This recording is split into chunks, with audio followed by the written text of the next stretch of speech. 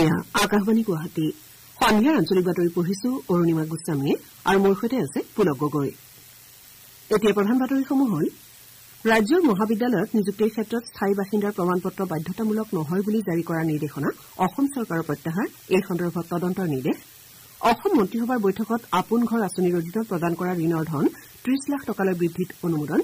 প্ৰজ্ঞান ভাৰতী আঁচনিৰ অধীনত বিনামূলীয়া নামভৰ্তিৰ বাবে ৩৪৯খন শিক্ষানুষ্ঠানক ৬৮ কোটিৰো অধিক টকা বিতৰণ। শিৱসাগৰ জিলাত এনচেফেলাইটিছ সদৃশ ৰোগৰ প্ৰাদুৰ্ভাৱ প্ৰতিহত কৰিবলৈ স্বাস্থ্য বিভাগৰ সজাগতা অভিযান। আৰু ভাৰত আৰু জিম্বাবুৱেৰ মাজৰ ৫খনীয়া টি-২০ ক্ৰিকেট শৃংখলাৰ তৃতীয়খন খেলত জিম্বাবুৱেক জয়ৰ বাবে ভাৰতৰ ১৮৩ ৰানৰ লক্ষ্য নিৰ্ধাৰণ। এতিয়া শুনক বিতং বাতৰি।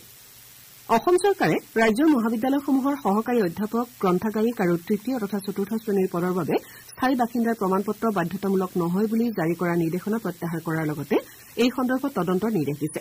শিক্ষামন্ত্ৰী ডাঃ ৰণোজ পেগুৱে তদন্ত ঘোষণা কৰি কয় যে স্থানীয় ভাষাত ব্যুৎপত্তি থকা প্ৰাৰ্থীয়েহে মহাবিদ্যালয়ত শিক্ষক হিচাপে নিযুক্তি লাভ কৰিব পাৰে।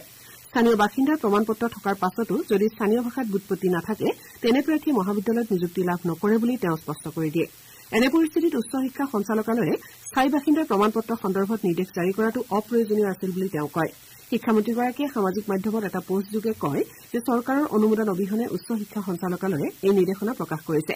মুখ্যমন্ত্ৰী হিমন্ত বিশ্ব শৰ্মাই এই সন্দৰ্ভত সামাজিক মাধ্যমত প্ৰতিক্ৰিয়া প্ৰকাশ কৰি কয় যে স্থায়ী বাসিন্দাৰ প্ৰমাণপত্ৰ সন্দৰ্ভত কেৱল চৰকাৰেহে সিদ্ধান্ত গ্ৰহণ কৰিব পাৰে। কোনো কাৰণতে সঞ্চালকালয়ে এনে নিৰ্দেশনা দিব নোৱাৰে বুলি তেওঁ স্পষ্ট কৰি দিয়ে। অসম মন্ত্ৰীসভাৰ বৈঠকে আজি ২০১৬-১৭ চনত ৰাজ্য চৰকাৰে আৰম্ভ কৰা আপোন ঘৰ আঁচনিৰ অধীনত প্ৰদান কৰা ঋণৰ পৰিমাণ ৩০ লাখ টকালৈ বৃদ্ধি কৰিছে। এই আঁচনিৰ অধীনত ৩৭,২৭৭ গৰাকী কৰ্মচাৰীয়ে ঋণ লৈছে। দিছপুৰত আজি অনুষ্ঠিত মন্ত্ৰীসভাৰ বৈঠকৰ পাছত শিক্ষামন্ত্ৰী ডাঃ ৰণোজ পেগুৱে এখন সংবাদমেলত এই বিষয়ে প্ৰকাশ কৰে। তেওঁ কয় যে আপোন ঘৰ আঁচনিৰ অধীনত পূৰ্বে ১৫ লাখ টকাকৈ এই কৰ্মচাৰীসকলে মুঠ ৫,৬৬৩ কোটি টকা ঋণ লৈছিল। এতিয়াৰে পৰা কৰ্মচাৰীসকলে ৩০ লাখ টকা পৰ্যন্ত ঋণ ল'ব পাৰিব আৰু ইয়াৰ ১% সুদ ৰাজ্য চৰকাৰে আদায় দিব বুলি শিক্ষামন্ত্ৰীগৰাকীয়ে জানিবলৈ দিয়ে। ইপিনে মহিলা কৰ্মচাৰীয়ে এবছৰতকৈ কম বয়সৰ সন্তান তুলি ল'লে ১৮০ দিনৰ প্ৰতিপালনৰ ছুটী লাভ কৰিব। তদুপৰি অসম ৰাজ্যিক কৃষি বিপণন বৰ্ডৰ ৬১২ গৰাকী কৰ্মচাৰীক স্বেচ্ছামূলক অৱসৰ গ্ৰহণৰ বাবে ৰাজ্য চৰকাৰে প্ৰস্তাৱ দিছে বুলি কেবিনেটত লোৱা সিদ্ধান্তৰ কথা মন্ত্ৰীগৰাকীয়ে জানিবলৈ দিয়ে। এই কৰ্মচাৰীসকলৰ স্বেচ্ছামূলক অৱসৰ প্ৰক্ৰিয়া আৰম্ভ হৈছে আৰু ইয়াৰ বাবে ১৫৫ কোটি টকা ব্যয় কৰা হ'ব। স্বেচ্ছামূলক অৱসৰৰ বাবে পাবলগীয়া ধনৰ অতিৰিক্ত 10% চৰকাৰে প্ৰদান কৰাৰ বাবেও কেবিনেটত সিদ্ধান্ত লৈছে।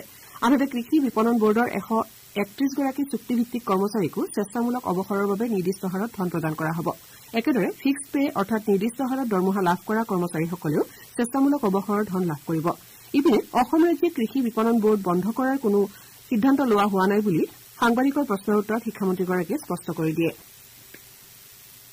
মুখ্যমন্ত্ৰী ডাঃ হিমন্ত বিশ্ব শৰ্মাই প্ৰজ্ঞান ভাৰতী আঁচনিৰ অধীনত আজি ৬৮ কোটিৰো অধিক টকা বিতৰণ কৰে। ৰাজ্য চৰকাৰে উচ্চ শিক্ষাৰ সপোন বাস্তৱায়িত কৰাৰ লক্ষ্যৰে গ্ৰহণ কৰা প্ৰজ্ঞান ভাৰতী আঁচনিৰ অধীনত মহাবিদ্যালয়, বিশ্ববিদ্যালয়লৈ বিনামূলীয়া নামভৰ্তিৰ ধন বিতৰণৰ প্ৰথম পৰ্যায়ত এই ধনৰাশি মোকলাই দিয়া হৈছে। এই আঁচনিৰ অধীনত ২০২৪-২৫ শিক্ষাবৰ্ষত ৩৪৯খন শিক্ষানুষ্ঠানৰ ৯৪,৮৩৮ গৰাকী ছাত্ৰ ছাত্ৰী উপকৃত হৈছে। আৰম্ভণিৰে পৰা বিগত শিক্ষাবৰ্ষলৈ এই আঁচনিয়ে ২২ লাখৰো অধিক শিক্ষাৰ্থীক সামৰি লৈছে। উল্লেখযোগ্য যে প্ৰজ্ঞান ভাৰতী আঁচনিৰ অধীনত ৰূপায়িত মাচুল ৰেহাই আঁচনিৰ জৰিয়তে উচ্চতৰ মাধ্যমিক অথবা স্নাতক আৰু স্নাতকোত্তৰ পাঠ্যক্ৰমত শিক্ষাৰ্থীসকলক বিনামূলীয়া নামভৰ্তিৰ সুবিধা প্ৰদান কৰা হয়। দিছপুৰৰ লোকসেৱা ভৱনত আয়োজিত এই কাৰ্যসূচীত শিক্ষামন্ত্ৰী ডাঃ ৰণোজ পেগুৱে অংশগ্ৰহণ কৰে। এই আঁচনিৰ দ্বিতীয় পৰ্যায়ৰ ধন ছেপ্টেম্বৰত আদায় দিয়া হ'ব। সাম্প্ৰতিক বানত ৰাজ্যখনৰ ২৬খন জিলাৰ ১৭ লাখৰো অধিক লোক ক্ষতিগ্ৰস্ত হৈছে। অসম ৰাজ্যিক দুৰ্যোগ ব্যৱস্থাপনা প্ৰাধিকৰণে আজি প্ৰকাশ কৰা তথ্য অনুসৰি এতিয়াও ৯০টা ৰাজহ-চক্ৰৰ ২,৭০০ৰো অধিক গাঁৱৰ বিস্তৃত অঞ্চল বানত বুৰ গৈ আছে। এই বানত ৩৯,০০০ হেক্টৰতকৈ অধিক কৃষিভূমি ক্ষতিগ্ৰস্ত হৈছে। যোৱা ২৪ ঘণ্টাত বানৰ ফলত পুনৰ ৭জন লোকে প্ৰাণ হেৰুওৱাত শেহতীয়া বানত মৃত্যু হোৱা লোকৰ সংখ্যা ৭৯লৈ বৃদ্ধি হৈছে। বানৰ ফলত যোৱা ২৪ ঘণ্টাত ৯৪টা পথ আৰু ৩খন দলঙৰ লগতে অন্যান্য আন্তঃগাঁথনিৰ ক্ষতি হৈছে। ইফালে ২৪০টা আশ্ৰয় শিবিৰত ৪৮,০০০তকৈ অধিক লোকে আশ্ৰয় লৈ আছে। এনডিআৰএফৰ দলে কাছাৰ, বৰপেটা, বঙাইগাঁও, ডিব্ৰুগড় আৰু যোৰহাটৰ বান ক্ষতিগ্ৰস্ত অঞ্চলত উদ্ধাৰ অভিযান অব্যাহত ৰাখিছে। আনহাতে এছডিআৰএফ, অগ্নি নিৰ্বাপক বাহিনী, আৰক্ষী আৰু দুৰ্যোগ ব্যৱস্থাপনা প্ৰাধিকৰণৰ স্বেচ্ছাসেৱকসকলে অন্য জিলাত অভিযান অব্যাহত ৰাখিছে। কেন্দ্ৰীয় জল আয়োগৰ তথ্য অনুসৰি ব্ৰহ্মপুত্ৰৰ লগতে দিখৌ, দিচাং, বুঢ়ীদিহিং, কুছিয়াৰাকে ধৰি কেইবাখনো নৈৰ পানী এতিয়াও বিপদসীমাৰ ওপৰত আছে। বৰঝাৰত থকা বতৰ বিজ্ঞান কেন্দ্ৰই দিয়া আগলি বতৰা অনুসৰি অহা ২৪ ঘণ্টাত ধুবুৰী, দক্ষিণ শালমাৰা, গোৱালপাৰা, কোকৰাঝাৰ, বঙাইগাঁও, চিৰাং, বাক্সা আৰু বৰপেটা জিলাত বিজুলী গাজনিৰে ধাৰাসাৰ বৰষুণ হোৱাৰ সম্ভাৱনা আছে। বৰাক উপত্যকাৰ বান পৰিস্থিতি এতিয়াও স্বাভাৱিক হোৱা নাই। কৰিমগঞ্জ জিলাৰ ৪৬টা অঞ্চল এতিয়াও বানৰ কবলত আছে। জিলাখনত স্থাপন কৰা ৪০টা আশ্ৰয় শিবিৰত ৩,০০০ৰো অধিক লোকে আশ্ৰয় লৈ আছে। জিলাখনৰ ২৫,৪০০ৰো অধিক লোক বানত ক্ষতিৰ সন্মুখীন হৈ আছে। দক্ষিণ হালমৰা মানকাছাৰ জিলাৰ বান পৰিস্থিতি পূৰ্বতকৈ উন্নত হৈছে যদিও ৬৫খন গাঁৱৰ বিভিন্ন অঞ্চল প্লাবিত হৈ আছে। জিলা প্ৰশাসনে ক্ষতিগ্ৰস্ত অঞ্চলসমূহত সাহায্য বিতৰণ প্ৰক্ৰিয়া অব্যাহত ৰাখিছে। ৰঙিয়াৰ বালাগাঁৱত আজি বান ক্ষতিগ্ৰস্ত ৰাইজৰ সহায়ৰ বাবে স্বাস্থ্য শিবিৰ মুকলি কৰা হয়। বিনামূলীয়া এই স্বাস্থ্য শিবিৰ বিধায়ক ভৱেশ কলিতাই মুকলি কৰে। শিবিৰত ক্ষতিগ্ৰস্ত লোকৰ স্বাস্থ্য পৰীক্ষা কৰাৰ লগতে বিনামূলীয়াকৈ ঔষধ বিতৰণ কৰা হয়। গোৱালপাৰা জিলাত বাঢ়নি পানী হ্ৰাস পাইছে যদিও পৰিস্থিতি সামগ্ৰিকভাৱে উন্নত হোৱা নাই। অৱশ্যে বানৰ সময়তো জল জীৱন অভিযানৰ প্ৰায়সংখ্যক আঁচনি কাৰ্যক্ষম হৈ থকাত ক্ষতিগ্ৰস্ত লোকসকলে বিশুদ্ধ খোৱাপানী লাভ কৰিবলৈ সমৰ্থ হৈছে। দুৰ্গম এলেকাত বানৰ ফলত আবদ্ধ হৈ থকা লোকসকলক জনস্বাস্থ্য কাৰিকৰী বিভাগৰ গোৱালপাৰা সংমণ্ডলৰ পৰা খোৱাপানীৰ পেকেট প্ৰদান কৰা হয়। তদুপৰি জনস্বাস্থ্য কাৰিকৰী বিভাগে পানীৰ লগতে অন্যান্য সামগ্ৰী বিতৰণো অব্যাহত ৰাখিছে। আজি বিভাগটোৱে স্বাস্থ্য বিভাগ, সমাজ কল্যাণ বিভাগ তথা পশু চিকিৎসা বিভাগৰ সৈতে এই সন্দৰ্ভত এখন বৈঠকত মিলিত হয়। এই বৈঠকত বানৰ পাছত হ'ব পৰা ৰোগ সন্দৰ্ভতো আলোচনা কৰা হয়। যোৰহাট জিলাৰ সেনা নিযুক্তি কাৰ্যালয়ে ৰাজ্যৰ 9খন জিলাৰ অগ্নিবীৰ আঁচনিৰ প্ৰাৰ্থীৰ বাবে অহা 15 জুলাইৰ পৰা 20 জুলাইলৈ নিযুক্তি সমাৱেশৰ আয়োজন কৰিছে। যোৰহাট, মাজুলী, তিনিচুকীয়া, ডিব্ৰুগড়, গোলাঘাট, শিৱসাগৰ, চৰাইদেউ, ধেমাজি আৰু লখিমপুৰ জিলাৰ বাছনিভুক্ত প্ৰাৰ্থীয়ে এই সমাৱেশত অংশ ল'ব পাৰিব। প্ৰাৰ্থীসকলে প্ৰৱেশ পত্ৰত উল্লেখ কৰা দিনটোত অনুশীলন কৰা স্থানত উপস্থিত হ'বলৈ আহ্বান জনোৱা হৈছে। বাছনিভুক্ত প্ৰাৰ্থীসকলে নিযুক্তি সমাৱেশত দৌৰৰ লগতে শাৰীৰিক সক্ষমতাৰ পৰীক্ষা আৰু স্বাস্থ্য পৰীক্ষাত অৱতীৰ্ণ হ'ব লাগিব। নীতি আয়োগৰ বিশেষ কাৰ্যসূচী সম্পূৰ্ণতা অভিযান অসমতো অব্যাহত আছে। এই অভিযানৰ অংশ হিচাপে জিলাই জিলাই বিভিন্ন কাৰ্যসূচী গ্ৰহণ কৰা হৈছে।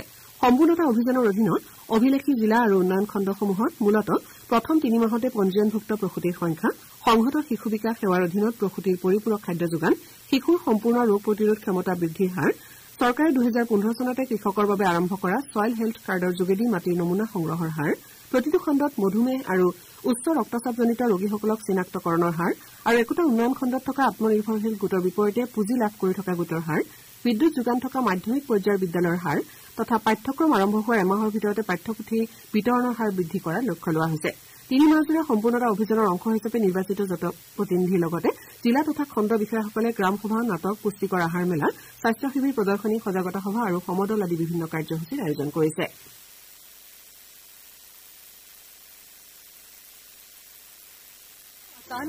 आसान बन गया। अब पता नहीं जांच में कुछ हो भी रहा है या नहीं।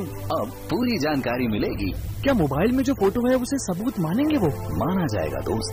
छोड़ो कल की बात पुरानी, नए कानून लिखेंगे नए भारत की कहानी। ये नहीं आजादी, ये नहीं आजादी।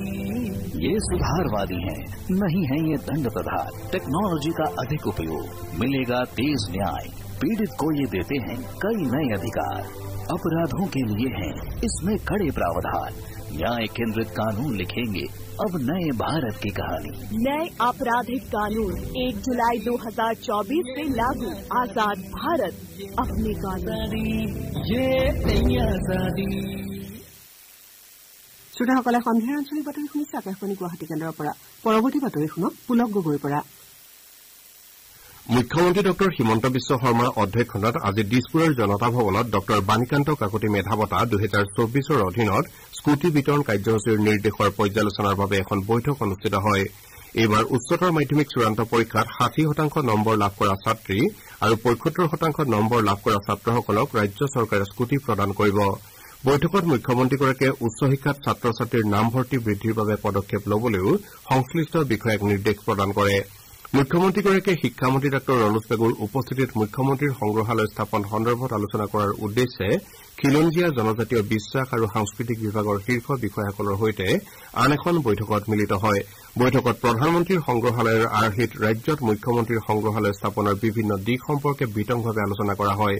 বৈঠকত মুখ্যমন্ত্ৰীগৰাকীয়ে সংগ্ৰহালয়ৰ বিশেষজ্ঞ, শিক্ষাবিদ, ইতিহাসবিদ, স্থাপত্যবিদক অন্তৰ্ভুক্ত কৰি এখন বিশেষজ্ঞ সমিতি গঠন কৰাৰ বাবে পৰামৰ্শ দিয়ে।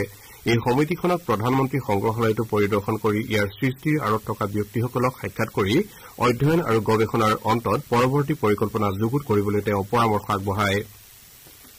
শিৱসাগৰ জিলাত এনকেফেলাইটিছ সদৃশ ৰোগত 25জন লোক আক্ৰান্ত হৈছে। জিলা স্বাস্থ্য বিভাগৰ উদ্ধৃতি দি আমাৰ সংবাদদাতাই জনোৱা মতে আক্ৰান্তসকলৰ ভিতৰত 12জন জাপানীজ এনকেফেলাইটিছ আক্ৰান্ত বুলি চিনাক্ত কৰা হৈছে। ইয়াৰ ভিতৰত 3জন লোকৰ মৃত্যু হৈছে। স্বাস্থ্য বিভাগে এই ৰোগৰ প্ৰাদুৰ্ভাৱ হোৱা অঞ্চলসমূহত ঔষধ ছটিওৱাৰ ব্যৱস্থা লৈছে। ইয়াৰ লগতে বানৰ পানী শুকাবলৈ ধৰা অঞ্চলসমূহতো মহৰ বংশবৃদ্ধি হ্ৰাস কৰিবলৈ ঔষধ ছটিওৱা হৈছে। এই ৰোগ চিনাক্তকৰণৰ পৰিপ্ৰেক্ষিতত বিভিন্ন স্থানত ঔষধযুক্ত আঁঠুৱা বিতৰণ কৰাৰ লগতে স্বাস্থ্য বিভাগে সজাগতা কাৰ্যসূচী গ্ৰহণ কৰি জনসাধাৰণক এই ৰোগৰ পৰা হাত সাৰি থকাৰ উপায় সম্পৰ্কে অৱগত কৰিছে। তদুপৰি বানৰ পাছত ডায়েৰিয়াকে ধৰি বিভিন্ন ৰোগত যাতে জনসাধাৰণ আক্ৰান্ত নহয় তাৰ প্ৰতি লক্ষ্য ৰাখি পানী বিশুদ্ধকৰণৰ বাবে হেলজেন টেবলেট আৰু ORS বিতৰণ কৰা হৈছে।